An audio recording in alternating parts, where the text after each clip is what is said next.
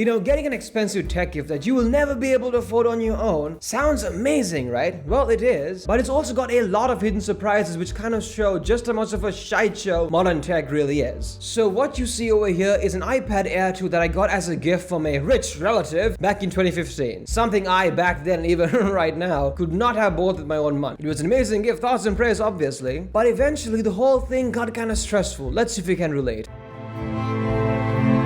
If you want to know what it's like to have a newborn baby and subsequently the best form of birth control, buy an expensive phone or tablet or whatever that you have no business owning, man, the stress of carrying something that you know is worth more than you are will age you like fake tits. I was so terrified of getting a microgram of dust on this thing that I literally used it inside the box like this for close to a month. Like, my box was the case for the iPad. It's a miracle I wasn't checked into an asylum. When I took this outside, I felt like a Boeing whistleblower. I trusted no one and was scared of everything. And a big part of this paranoia is that if you break it and destroy it, you will never be able to get it again. And if you kind of break it, you can't afford the repairs. For example, if you crack the back glass of an iPhone 14 Pro Max, which plays in the back, will cost you $529. For comparison, my daily phone, which is the Xiaomi Redmi Note 9S over here, costs $200. The back of an iPhone somehow costs more than twice, almost 3 times the price of my entire phone, which already has a glass back on it. And by the way, these repairs don't have to cost that much. It's just Apple's anti-repair BS, which forces people to buy original parts from them. You know for a fact that they're jacking up these prices to crush your willpower and to try and get you to buy a new one. And by the way, iPhones are kind of meant for like super rich people, so you can't get super upset, you know? Luxury phones have luxury repairs.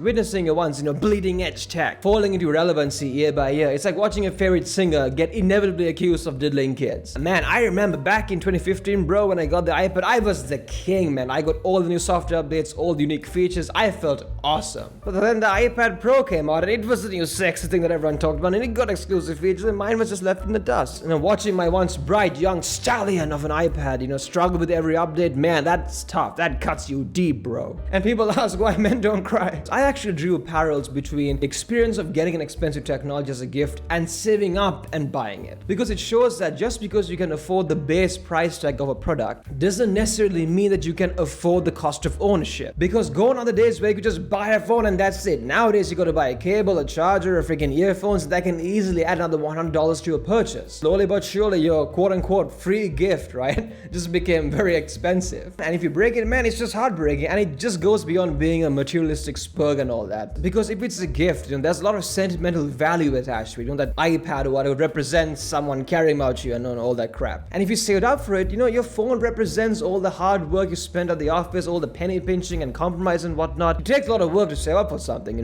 So sometimes cheap is the way to go. Let me know if you had any similar experiences, if you can relate all that good stuff, let me in the comments down below. In fact, I'm working on a video where I'm comparing my Xiaomi phone to a 14 Pro Max 1TB. Okay, that thing costs like 8 times more than the Xiaomi, and I'll show you why the differences aren't as big as you think they are, and how in many ways a budget phone is actually better. If you want some bro cope, make sure to like and subscribe. See more great stuff. See you soon. Bye bye.